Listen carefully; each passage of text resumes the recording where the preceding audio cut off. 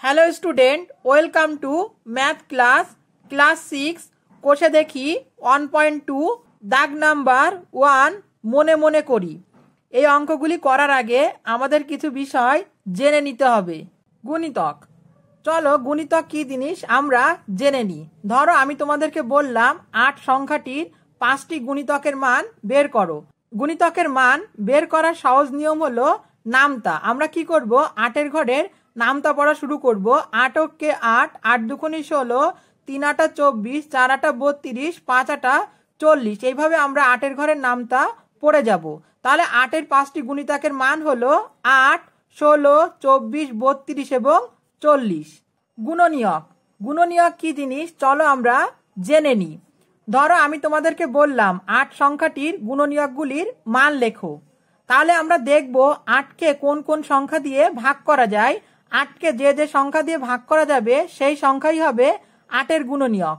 দেখো আমরা 8কে 1 দিয়ে ভাগ করতে পারি, 8কে 2 দিয়ে ভাগ করতে পারি, 8কে 4 দিয়ে ভাগ করতে পারি এবং 8কে 8 দিয়েও ভাগ করতে পারি। তাহলে 8-এর গুণনীয়কগুলি হবে 1, 2, 4 এবং 8। মৌলিক সংখ্যা, মৌলিক সংখ্যা কি জিনিস চলো আমরা জেনে নিই। দেখো আমি এখানে কিছু সংখ্যা লিখেছি 2, 3, 5, 7 এবং 11। মৌলিক সংখ্যা হলো সেই সংখ্যা যে সংখ্যাকে 1 এবং ওই সংখ্যা ছাড়া অন্য কোনো সংখ্যা দিয়ে ভাগ করা যাবে না। যেমন আমি এখানে লিখেছি 3। দেখো 3কে 1 এবং 3 দিয়ে ভাগ করা যায়, আর অন্য কোনো সংখ্যা দিয়ে ভাগ করা যায় না। তারপরে দেখো আমি লিখেছি 5, 5কেও 1 এবং 5 ছাড়া অন্য কোনো সংখ্যা দিয়ে ভাগ করা যায় না। যৌগিক সংখ্যা, যৌগিক সংখ্যা কি জিনিস চলো আমরা জেনে নিই। দেখো আমি এখানে কিছু সংখ্যা লিখেছি 4, 6, 8, 9 এবং 10। যৌগিক সংখ্যা হলো সেই সংখ্যা যে সংখ্যাকে 1 এবং ওই সংখ্যা ছাড়াও অন্যান্য সংখ্যা দিয়ে ভাগ করা যায় তাকে যৌগিক সংখ্যা বলে। যেমন আমি এখানে লিখেছি 4। দেখো 4কে আমরা 1 দিয়ে ভাগ করতে পারি, 4 দিয়ে ভাগ করতে পারি, আবার 2 দিয়েও ভাগ করতে পারি। এখানে লিখেছি 6, 6কে 1 দিয়ে ভাগ করা যায়, 2 দিয়ে ভাগ করা যায় এবং 3 দিয়ে ভাগ করা যায়।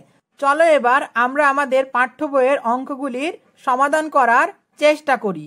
দাগ নাম্বার 1, 1-এর এ শূন্য ছাড়া 5-এর 6টি গুণিতক খুঁজি।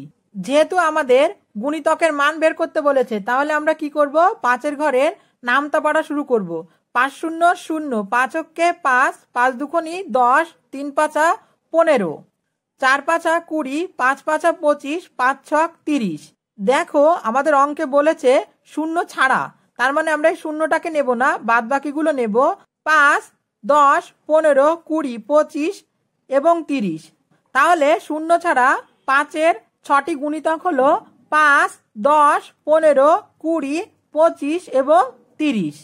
পরের অঙ্ক দাগ নাম্বার বি, 7-এর 3টি গুণিতক খুঁজি যারা 50-এর চেয়ে বড়। দেখো আমি 7-এর কিছু গুণিতকের মান লিখেছি। যেহেতু আমাদের অঙ্কে বলেছে 50 থেকে বড় মানগুলো নিতে হবে, তাহলে আমরা 50 থেকে বড় মানগুলোই নেব। 7 8 56কে নেব, 7 9 63কে নেব এবং 7 10কে 70কে নেব। তাহলে 7-এর 3টি গুণিতক যারা 50-এর চেয়ে বড় সেগুলি হলো 56, 63 এবং 70। পরের অঙ্ক দাগ নাম্বার সি, 2টি 2 অঙ্কের সংখ্যা ভাবি যারা 4-এর গুণিতক। দেখো আমি 4-এর কিছু গুণিতক লিখেছি 4, 8, 12 এবং 16। যেহেতু আমাদের 2 অঙ্কের সংখ্যা বলেছে তাহলে আমরা 4 এবং 8কে নিতে পারবো না, 12 এবং 16কে নেব। তাহলে 2টি 2 অঙ্কের সংখ্যা হলো 12 এবং 16 যারা 4-এর গুণিতক। উত্তর হবে 12 এবং 16। পরের অঙ্ক দাগ নাম্বার ডি, 4 কোন কোন সংখ্যার উৎপাদক বা গুণনীয়ক হতে পারে এমন 3টি সংখ্যা লিখি। দেখো আমি এখানে কিছু সংখ্যা লিখেছি 12, 16, 20 এবং 24। দেখো আমরা কি জানি, গুণনীয়ক হলো সেই সংখ্যা যে সংখ্যা দিয়ে ওই সংখ্যাকে ভাগ করা যায়। অর্থাৎ আমরা যদি 12কে 4 দিয়ে ভাগ করতে পারি তাহলে 12-র একটি গুণনীয়ক হবে 4। আবার 16কে যদি আমরা 4 দিয়ে ভাগ করতে পারি তাহলে 16-র একটি গুণনীয়ক বা উৎপাদক হবে 4। আমরা দেখতে পাচ্ছি 12কে 4 দিয়ে ভাগ করা যায়, 16কে 4 দিয়ে ভাগ করা যায়, 20কে 4 দিয়ে ভাগ করা যায় এবং 24কেও 4 দিয়ে ভাগ করা যায়। তাহলে এই 12, 16, 20, 24 প্রত্যেকেরই গুণনীয়ক হবে 4। তাহলে আমরা লিখতে পারি 4, 12, 16, 20, 24 প্রভৃতি সংখ্যার উৎপাদক বা গুণনীয়ক হতে পারে।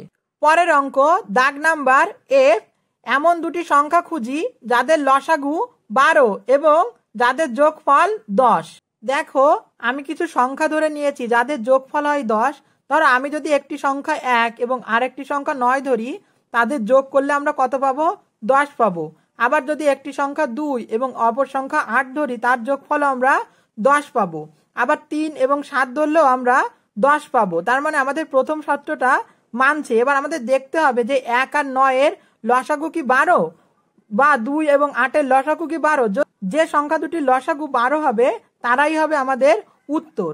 দেখো এখানে 1 9 বা 2 8 বা 3 7 বা 5 5 এর কারোরই লসাগু 12 হবে না। কিন্তু আমরা যদি 4 আর 6 এর লসাগু বের করি তাহলে আমরা দেখতে পাবো যে 4 আর 6 এর লসাগু হলো 12। তার মানে সংখ্যা দুটি হবে 4 এবং 6, যাদের যোগফল হলো 10 এবং লসাগু হলো 12। তাহলে উত্তর হবে এমন দুটি সংখ্যা হলো 4 এবং 6 যাদের লসাগু 12 এবং যাদের যোগফল হলো 10। দাগ নাম্বার 2 এর এ, 14 এর মৌলিক উৎপাদক কি কি? দেখো আমরা 14 কে 2 দিয়ে ভাগ করতে পারি। 7 দুগুণী 14, আর ভাগ করা যায় না। তাহলে 14 এর মৌলিক উৎপাদকগুলি হবে 2 ও 7। পরের অঙ্ক দাগ নাম্বার বি, সবচেয়ে ছোট মৌলিক সংখ্যা কি? সবচেয়ে ছোট মৌলিক সংখ্যা হলো 2। পরের অঙ্ক দাগ নাম্বার সি, কোন সংখ্যা মৌলিকও নয় আবার যৌগিকও নয়? দেখো 1 হলো এমন একটি সংখ্যা যেটি মৌলিকও নয় আবার যৌগিকও নয়। 1 হলো একটি স্বাভাবিক সংখ্যা, উত্তর হবে 1। পরের অঙ্ক দাগ নাম্বার 3 এর এ, 42 কোন কোন সংখ্যার গুণিতক? 42 সেই সংখ্যার গুণিতক হবে যে সংখ্যা দিয়ে 42 কে ভাগ করা যাবে। দেখো 42 কে 7 দিয়ে ভাগ করা যায়, তাহলে 7 হবে 42 এর একটি গুণিতক। আবার দেখো 42 কে 13 দিয়ে ভাগ করা যায় না, তাহলে 13 42 এর গুণিতক হতে পারবে না। 42 কে 5 দিয়েও ভাগ করা যায় না। দেখো 42 কে 6 দিয়ে ভাগ করা যায়, 6 7 42, তার মানে 6 হবে 42 এর একটি গুণিতক। তাহলে 6 এবং 7 হবে 42 সংখ্যাটির গুণিতক। পরের অঙ্ক 3 এর বি, 11 কোন সংখ্যার গুণনীয়ক? দেখো এখানে কিছু সংখ্যা দেওয়া আছে, আমাদেরকে দেখতে হবে যে 11 কোন সংখ্যার গুণনীয়ক। 11 কোন সংখ্যার গুণনীয়ক এটা বের করার জন্য আমাদেরকে দেখতে হবে যে 11 দিয়ে নিচের সংখ্যাগুলির মধ্যে কোন কোন সংখ্যাকে ভাগ করা যায়। দেখো 101 কে 11 দিয়ে ভাগ করা যায় না, 111 কেও 11 দিয়ে ভাগ করা যায় না, 121 কে 11 দিয়ে ভাগ করা যায়। তার মানে 121 হবে 11 সংখ্যার গুণনীয়ক। 112 কেও 11 দিয়ে ভাগ করা যায় না, তার মানে 112 হতে পারবে না। শুধুমাত্র 121 কে 11 দিয়ে ভাগ করা যায়, তাহলে 121 হবে 11 সংখ্যাটির গুণনীয়ক। পরের অঙ্ক সংখ্যা জোড়ার মধ্যে কোনগুলি পরস্পর মৌলিক সংখ্যা দেখি। দেখো এখানে কতগুলি সংখ্যা জোড়া দেওয়া আছে, এই সংখ্যাগুলোকে আমাদের চেক করতে হবে যে কারা পরস্পর মৌলিক সংখ্যা। দেখো এই সংখ্যা জোড়াগুলির মধ্যে থেকে আমি 3 জোড়া সংখ্যা তুলে নিয়েছি, 5, 7, 10, 21, 16, 15। দেখো এই 3 জোড়া সংখ্যাকেই শুধুমাত্র 1 দিয়ে ভাগ করা যায়, তাহলে এই 3 জোড়া সংখ্যাই হবে পরস্পর মৌলিক সংখ্যা। কিন্তু 10 এবং 15কে 1 ছাড়াও 5 দিয়ে ভাগ করা যায়, 5 দুগুণী 10, 3 5 15, তাহলে এরা পরস্পর মৌলিক সংখ্যা হবে না। তাহলে উত্তর হবে 5, 7, 10, 21 এবং 16, 25 হলো পরস্পর মৌলিক সংখ্যা। আজ এ পর্যন্তই। পরের দিন আমরা 5 দাগ থেকে বাকি অঙ্কগুলি সমাধান করার চেষ্টা করব।